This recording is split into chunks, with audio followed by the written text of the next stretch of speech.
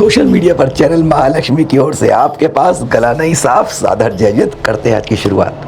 बंद है थोड़ा, इसलिए आपके पास थोड़ा टूटी फोटी भाषा में पहुंच पा रहे हैं। पर सबसे पहले हार्दिक श्रद्धांजलि दी जा रही है उस पहलगाम में उस आतंकवाद की निशाने पर जो कश्मीर घूमने गए थे, पहलगाम घूमने गए थे। कहते हैं धरा पर जो स्वर्ग है वह देखने गए थे। वहाँ पर नाम और धर्म पूछ पूछ कर मारा गया। इसका बदला तो लेगा, भारत नहीं छोड़ेगा। ये हम विश्वास है हमें अपने प्रधानमंत्री महोदय पर कि वह एक का बदला 10 से, पर यह कोई जवाब नहीं हुआ। हमें सुरक्षित ढांचे में आज हमारे बीच से चले गए 27 युवा। चैनल महालक्ष्मी व सांध्या महालक्ष्मी उनके प्रति हार्दिक श्रद्धांजलि अर्पित करता है। और अब आगे की शुरुआत करते हैं। बहोरी बंद पंच कल्याणक, हाँ अभी तो हुआ था ना, बस वहाँ के प्रथम अभिषेक के दृश्य आपको दोबारा दिखा रहे हैं कुछ यादगार बनाने के लिए। कई बार तीर्थ ऐसे दमक जाते हैं कि उनकी याद हृदय में रह जाती है और बार बार उठ के आ जाती है। पर आज जो दिखा रहे हैं इसका एक कारण है, बहुत बड़ा कारण है, बगैर निराकरण के। क्या गलती थी, क्या भूल थी, क्या अनजाने में हुआ, क्या किसने किया, यह बस आज इसके लिए आपके पास कई अधूरे सवाल आपके पास छोड़ के जा रहे हैं।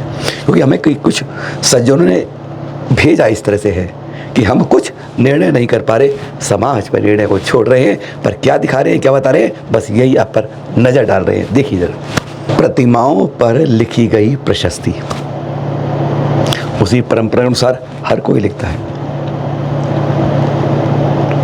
आचार्य श्री शांति सागर जी से शुरू हुई परंपरा। आचार्य वीर सागर जी आए, आचार्य श्री शिव सागर जी आए, आचार्य श्री ज्ञान सागर जी आए, गुरुवर आचार्य श्री विद्या सागर जी आए, फिर आचार्य श्री समय सागर जी आए और किया मुनि पुंगव श्री सुधा सागर जी। बीच में एक नाम बोल गए हम, आचार्य श्री समय सागर जी। परंपरा थोड़ा सही बोल गए हम, लेकिन यहाँ पर प्रशस्ति देखने में नहीं देख पाए हम। क्या कारण रह गया, कैसी भूल रह गई? क्या प्रशस्ति कब सालों पहले दे दी गई थी लिखने के लिए कि उसने बगैर दिखाए? ऐसा नहीं होता। और गुरुवरों को इससे मतलब नहीं, वो तो देखते हैं रूप कद काठी किस तरह है, कोई इसके अंग भंग तो नहीं है। उन्हें इससे मतलब नहीं है जो बाद में लिखी जा रही है। कोई साधु ऐसे नहीं करते ये हम। हाँ, आचार्य श्री ज्ञान सागर जी ना, सुमति सागर जी दीक्षा हुई उनकी भी सन्मति सागर जी की तरह, लेकिन उन्होंने जितनी प्रशस्ति लिखी उसमें सुमति सागर जी, सन्मति सागर जी और ज्ञान सागर जी लिखा। इसलिए परंपरा वही होती है, लेकिन यहाँ पर यह परंपरा क्यों नहीं हो रही है, बहुत बड़ा सवाल ये घूम रहा है। क्या प्रतिष्ठाचार्य जी की गलती थी? 2B ब्रह्मचारी प्रदीप भैया जी देख रहे हैं आप, ये गुरुवर आचार्य श्री से समय सागर जी से आशीर्वाद लेकर आए थे। फिर कैसे भूल करेंगे वो? ये भी भूल नहीं कर सकते। गुरुवर को ध्यान नहीं देना है। प्रतिष्ठा, इनका नाम लिखा हुआ है इसमें, प्रतिष्ठाचार्य अशोक नगर के हैं, ये भी लिखा हुआ है। पर यह गलती करेंगे नहीं। जिसने उकेरी प्रतिमा के ऊपर प्रतिष्ठा, क्या उसने गलती की है? वो क्यों गलती करेगा? मैं तो जो देंगे वही लिखेगा। इसका सवाल का जवाब कहीं नहीं है। पर एक बहुत बड़ी भूल, बहुत बड़ी गलती इस तरह की हुई है। ये समाज को एक सोचने वाली, चिंतन वाली बात है। क्या ये भूल ही रह गई है? क्या एक गलती हो गई है कि जानबूझकर हुई है? पर यह जो हो रहा है वह बिल्कुल सही नहीं हो रहा है।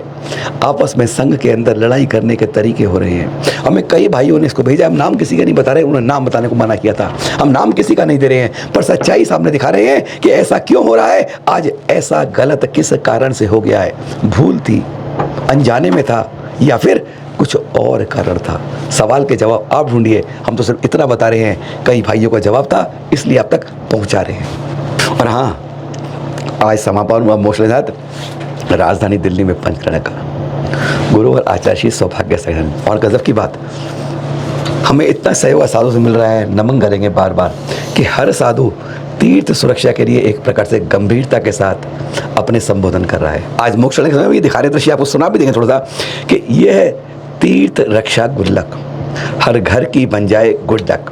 बस इसी के लिए उन्होंने भी कहा कि अगर तीर्थों के प्रति कर्तव्य निभाते हो, वहाँ नहीं जा पाते हो 3.5 दूर पर, तो क्यों नहीं इस गुल्लक का सदुपयोग करते हो हर घर के अंदर। दान डालिए और एक शुभ अवसर पर QR कोड पर भेज दीजिए। यही उन्होंने कहा कि अगर हमें आज अपने तीर्थों की सुरक्षा करनी है, यात्रा वहाँ करिए, नहीं तो इन गुल्लकों का सदुपयोग करिए। देख रहे हैं आप ये, यहाँ यही था। क्या कारण है, एक बार सुना देते हैं आपको, सुनिए जरा। गुल्लक है, सब में सिगड़ी में तकलीफ होती है, गिनारी में तकलीफ होती है, तो कमेटी ने ऐसी व्यवस्था बनाई, मतलब की तीसरी कमेटी ने, कि हमारे हर परिवार से 1 रुपये रोज दान करे, कम से कम व्यक्ति ज़्यादा ना करे। तो गुल्लक और सारा दे रहे हैं, तो उन्होंने एक व्यवस्था बनाई कि 555 रुपये दीजिए मात्रा, एक गुल्लक ले जाइए, 1 साल का पैसा आपका कमेटी को पहुंच जाएगा। वहाँ पर QR कोड दिया, सब कुछ दिया हुआ है। तो यहाँ पर कुछ गुल्लकें आई हैं, उनके पास से शरद जी आ नहीं पाए, तो पंडित जी को बता दो, जिसको चाहिए। नितिन भाई कहाँ पर, नितिन जी संपर्क करो, नितिन जी। और हाँ, इन गुल्लकों के लिए एक पूरे मंदिर के हिसाब से 30, 40, 50, 60, 100 लेनी है तो आप चैनल महालक्ष्मी संपर्क कर सकते हैं। हम सहयोग करेंगे आपको 30 क्षेत्र कमेटी में। और हाँ, मंदिर के गुल्लक की भी हम सुविधा दिलवाते हैं आपको। आपके मंदिर में गुल्लक अगर दिल्ली में, राजस्थान में, यूपी में या MP के उत्तर भाग के अंदर चाहते हैं तो चैनल महालक्ष्मी आपको उसमें सहयोग करेगा आपके मंदिर तक उस गुल्लक को पहुँचाने के लिए। पंचकर्णक दिल्ली नहीं, जगह जगह हो रहे हैं। देख रहे हैं आप ये अजमेर के चित्र। 54 फुट उतंग शांतिनाथ भगवान की प्रतिमा, 1300 प्रतिमाओं का यहाँ। और आज तप कल्याणक था। हाथ जोड़ के एक बार फिर कह दें, जहाँ जहाँ पर पंचकर्णक होते हैं एक निश्चित छोटी राशि 5%, 10% आप प्राचीन तीर्थों की सुरक्षा जीर्णों के लिए अलग रख दीजिए और उसकी घोषणा के साथ उसे तीर्थ क्षेत्र कमेटी को भेज दीजिए। अगर हम आज प्राचीन तीर्थों को बचाएंगे तो कल जब हमारी ये तीर्थ प्राचीन होंगे तो कोई ना कोई 10 हाथ आगे बढ़कर आएंगे। क्योंकि कहते हैं कर्म में 1 पैसा दोगे 10 लाख मिलता है। कोई ऐसी बात नहीं कही है। कर्मों का फल उतना ही बढ़ता है, उतना ही घटता है। हम बात कर रहे थे भैया, यहाँ पर आज तप कल्याण के अवसर पर आचार्य श्री वसुनंदी महाराज द्वारा 6 दीक्षाएं दी गई। कुछ दृश्य दिखा रहे हैं आपको आज के तप कल्याण के अवसर पर। 41 पिछियाँ यहाँ विराजमान है और 1300 प्रतिमाओं का पंचकर्णक चल रहा है। एक नहीं, 1300 दृश्य देखते हैं हम शिखर जी गौर विहार को बढ़ते हुए। पूजनीय ज्येष्ठ हरिका गुरुमती माता जी के साथ आगे बढ़ते हुए जा रहे हैं। हरिका अनंतमती की मालूम नहीं इस विहार में इसमें भी चल रही हैं। पीठ पर फ्रैक्चर आ गया था जब पीछे से कार वाले ने टक्कर मारी थी, लेकिन साथ में चलती जा रही हैं। दृढ़मती माता जी संग 42 पिछियों के संग बस लगभग लगा है 100 किलोमीटर थोड़ा ऊपर है। उम्मीद है कि अक्षय तृतीया के दिन वहाँ प्रवेश होगा।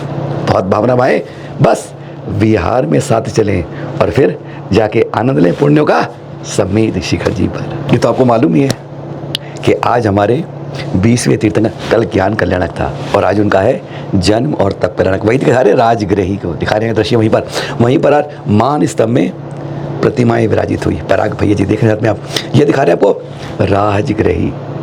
कहते हैं जहीं पर उनका जन्म हुआ महाराजा सुमित्र की महारानी सोमवती जी के गर्भ से, और फिर 30 वर्ष की आयु थी। देख रहे मान स्तंभ पर प्रतिष्ठाई हुई।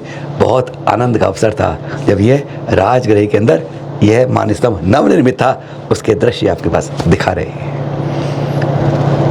हाथी के जाति स्मरण को देखकर आज ही के दिन अब चले गए थे राजगृह के नीलवन के चंपक वृक्ष के नीचे 1000 साथ में गए थे और फिर 11 माह की कठोरता बाद आपको कल यानी नवमी के दिन केवल ज्ञान की प्राप्ति हुई थी। दृश्य मान स्तंभ के आज जो नवनिर्मित है उसके दिखा रहे हैं। आज ही इसके ये प्रतिष्ठा के दृश्य। और गुरुवर इस सदी का एक नया इतिहास जो बन रहा है वह इंदौर के सुमति जाते जा रहे हैं। बस कल परसों तरसों समझ लो, फिर जीना क्या का बरसों, बस वहीं पहुंचना है इंदौर में। आपको 27 तारीख को प्रवेश होगा। देख रहे हैं गुरुवर को खट खट खट, समझ नहीं आया कितना विहार और कितने पंचकर्णक। एकदम थकान का नामो निशान नहीं, चेहरे पर मुस्कुराहट गंभीर और आगम की बात सिर्फ यही है, खास आचार्य श्री विष्णु सागर जी के साथ। और हाँ, कहाँ प्रवेश होगा ये तो भूल ही नहीं, ये सबको याद है। आज देश के बच्चे को याद है 27 अप्रैल से 2 मई, कहीं और नहीं, केवल समय ये इंदौर के सुमति धाम, कहीं और नहीं गई।